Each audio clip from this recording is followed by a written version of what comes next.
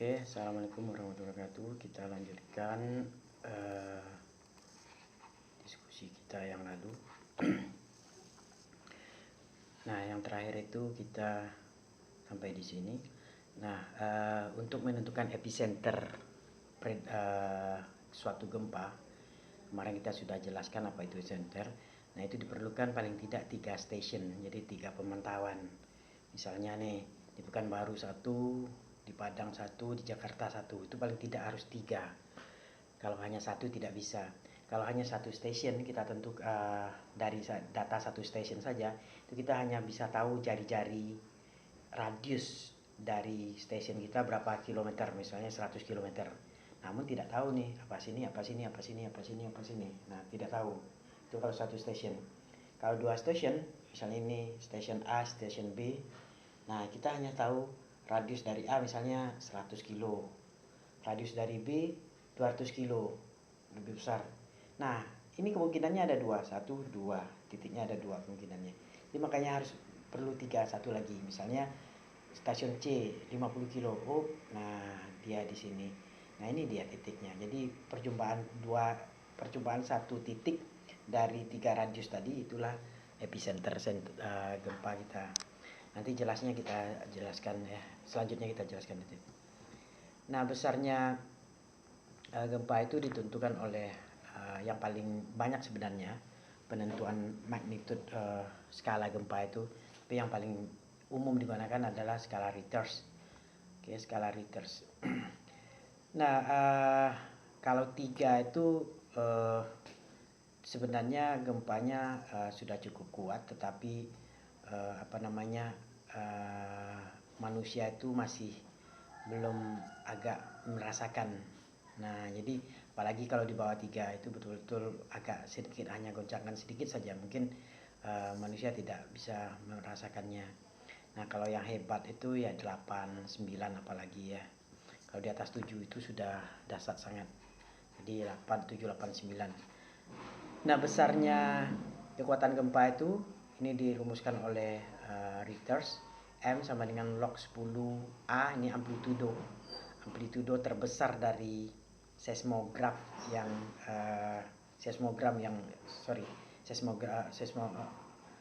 dari pencatatan gempanya.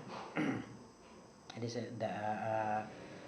kemudian kalau delta T ini delay time, ini yang kemarin kita kasih tahu, ini delay time antara P dan F. Jadi dari data seismogram ini nanti kita lihat contohnya gimana caranya ya. Oke, nah jadi ada amplitudo terbesar gelombang S. Nah, jadi amplitudonya itu berapa? Misalnya 2 mm. Nah, kemudian delta S ini berapa? Delta S-nya itu adalah delay time, perbedaan waktu antara P dan S. Nah, baru masukkan rumusnya. Nah, sebenarnya ini contohnya, misalnya ini gelombang P, ini gelombang P yang pertama kali diterima, ini stasiun A ke stasiun B, stasiun C.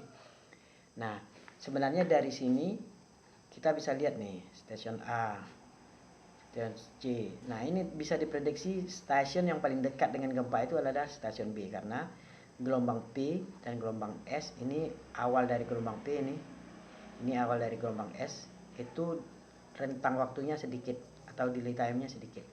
Sementara ini delay time-nya banyak ini. Ini 1, 2, 3, 4, 5, 6, 7. Ini 74 second. Sementara ini hanya 1, 2, 3, 4, 5. Anggap saja 50 second. Nah, ini berarti dekat. Nah, yang amplitudo tadi yang mana? Ini dia amplitudo. Yaitu 200 berapa ini? 200, 250, 300 berarti sekitar 280 mili. Ini dia milimeter, 280 mm.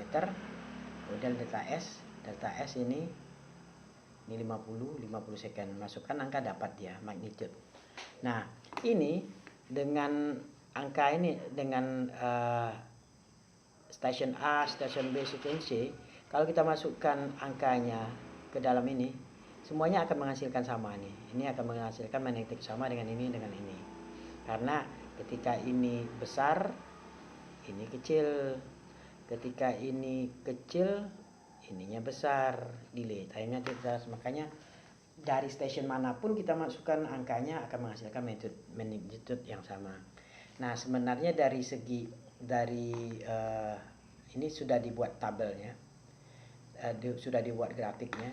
Nah, ini adalah delay time, misalnya ini stasiun B delay time-nya 50 second. Kita lihat 50 second. Nah, ini dia. Berarti jarak stasiun B ke epicenter gempa adalah ini berapa nih? 490 km berarti stasiun B. Nah, kalau stasiun A cari delay time-nya, cari di sini. Nah, jadi setelah dapat stasiun B misalnya 450 km, dibuat lingkaran dengan jari-jari 450. Kemudian yang B juga, yang C juga. Nah, akhirnya didapat. Nah, untuk magnitude tadi ini dia. Ketika kita masukkan ini magnitude kan perlu jarak nih. Nah, tadi misalnya 450 misalnya di sini tadi, misal. Nah, kemudian amplitudonya. Amplitudo berapa nih? 280 amplitudo nih, 280 di sini kira-kira nih. Nah, hubungkan aja garis. Nah, ini contoh dari 3 stasiun ini ABC. Nah, sudah didapat nih. Ini dia stasiun B, ini stasiun A, ini stasiun C. Rupanya pada magnitude yang sama. Nah, kemudian untuk menentukan lokasinya perlu peta Anda nanti. Jadi dari A, B, C itu dibuat lingkaran, perlukan peta ya. Nah, kalau untuk skala besar, gelombang seismik itu bisa dihasilkan dari gempa bumi. Namun kalau untuk skala kecil, untuk energi yang kecil bisa dengan palu. Jadi dengan palu aja kita tokok. Misalnya kita letakkan lempeng besi di atas tanah, kita tokok. Nah, itu sebenarnya kita sudah menghasilkan gelombang seismik. Tapi tentunya penjalarannya dangkal. Mungkin hanya 100 meter saja gelombang seismik yang menjalar. Nah, kalau dengan gempa bumi, energinya besar. Energi gempa bumi besar, jadi penjalarannya juga sampai ke sebelahan bumi sebelah sana. Nah, itu makanya untuk menentukan ini adalah inti, ini inti luar, ini mantel, kemudian di luarnya ada kerak. Nah, itu sebenarnya digunakan gelombang seismik untuk mendeteksi itu. Ya. Nah, kita kan sebenarnya dari pengoboran kan hanya sekitar 7 km. 7 km itu hanya di kulit ini aja tipis saja. Karena jari-jari bumi itu rata-rata kan 6.340 km. Nah, jadi 7 km itu hanya tipis. Nah, jadi untuk menentukan ini dari mana? Jadi bukan dari pengoboran, tapi adalah dari gelombang seismik. Nah, coba kita lihat VP sama dengan ini kecepatan gelombang P, gelombang S. Nah, kemarin kita sudah jelaskan. Nah, ternyata gelombang S tidak mampu merambat di fluida. Nah, di cair, misalnya air, gas, udara tidak mampu merambat karena tidak ada rigidity. Oke, coba kita lihat. Nah, ini sebenarnya enaknya pakai pakai papan tulis. Saya harus jelaskan. Ini saya skip. Ini saya ceritakan bagaimana menentukan struktur bumi itu dari gelombang seismik yang dihasilkan oleh gempa bumi. Nanti saya gunakan papan tulis untuk menjelaskannya karena nggak bisa dijelaskan seperti ini. Oke, saya skip ini. Nah, kemudian yang terakhir gelombang seismik itu coba lihat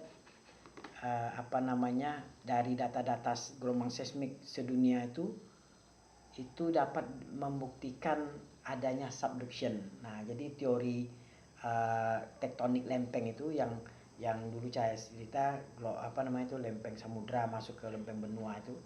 Nah, itu dibuktikan dari data seismik yang didapat dari gempa bumi. Ini misalnya nih. Ini dari Pulau Jawa dipotong sampai Kalimantan sana. Nah, di sini kan ada subduksi nih, di sini di pantai selatan Jawa itu ada subduksi. Kita lihat D ke D, D ke D. Nah, ini dia. Nah, ini dia. Ini nampak kelihatan D aksen ke D. Ini D aksen berarti di sini. Nah, ini adalah nampak sekali lempeng, pola lempeng benua, samudra menghunjam di bawah lempeng samudra. Lempeng benua. Nah, kalau sini, ini kan ada subduksi juga sini. Nah, di sekitar Jepang, ya sekitar Jepang ini kan ada subduksi di sini nih. Ini B aksen. Nah, nampak nih. Ini dari gelombang seismik ini didapat, kita namakan tomografi. Nah, kemudian dari data seismik juga, dari fokus gempa juga bisa dilihat nih. Ini data-data gempa. Kalau kita lihat di sini adalah gambar yang warna orange. Orange ini adalah gempa dangkal. Coba lihat nih, dangkal nih sampai 35 km aja. Orange. Sedangkan hijau ini anggap saja gempa yang agak dalam ini. Ini 20 sampai 150, ini gempa menengah. Nah, gempa menengah. Nah, sedangkan yang biru gempa dalam, apalagi yang merah sangat dalam. Nah, biru adalah dongker adalah di pertengahan Pulau Sumatera. Nah, jadi ini nampak ini. Kalau masih ingat kemarin saya gambar subduksi, jadi saya gambar lagi sini.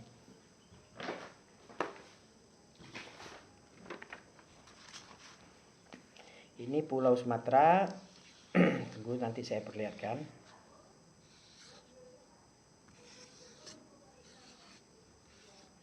Ini lempeng benua samudra, ini lempeng benua. Nah, coba kita lihat. Ini kalau gempa dangkal berarti kan di sini nih. Di sini gempa dangkal. Nah, coba lihat nih, sesuai sangat ini di pinggir-pinggir. Ini di tengah laut ini. Jadi ini kan ada Kepulauan Nias di sini. Nah, ini di sini gempa dangkal ini. Nah, kalau gempa menengah itu di bawah, kalau seandainya saya tarik dari A ke A ini, coba lihat A ke A aksen, ini dia A ke A aksen. Berarti gempa menengah itu persis di bawah ini nih, persis di bawah ini. Nah, kalau ini misalnya di Kota Padang, kita tarik garis lurus seperti yang saya bilang dulu. Nah, ini gempa menengah itu kemungkinannya di bawah Padang itu sekitar 70 sampai 150 km. Nah, sementara gempa dalam itu kalau kita kayak terus, nah ini kira-kira di sekitar Bukit Tinggi, di sekitar Payakumbuh. Nah, gempa dalam dia. Nah, jadi tidak mungkin gempa dangkal dari proses tektonik ini, tidak mungkin gempa dangkal terjadi di bawah Payakumbuh, apalagi di bawah Pekanbaru. Pekanbaru kan di sini nih. Pekanbaru di sini, ini setelah pengendapan nih. Nah, ini Pekanbaru di sini. Nah, di bawah Pekanbaru itu gempa yang paling sangat mungkin itu hanya gempa dangkal akibat adanya misalnya patahan kecil di sini. Itu pun energinya sangat kecil. Jadi akibat tektonik di Pekanbaru nggak ada. Di Riau tidak akan ada gempa di bawah Riau, akibat tektonik tidak akan ada. Nah, kalau gempa tektoniknya hanya sampai di bawah Payakumbuh atau Bukit Tinggi saja. Itu pun gempa dalam. Nah, gempa dalam artinya energinya akan kecil sekali sampai ke atas. Nah, gempa dangkal ini hanya di bawah Kepulauan Nias misalnya. Nanti saya jelaskan di papan tulis lagi. Oke, itu saja dulu. Nanti saya lanjutkan penjelasannya di papan tulis. Oke, assalamualaikum warahmatullahi wabarakatuh.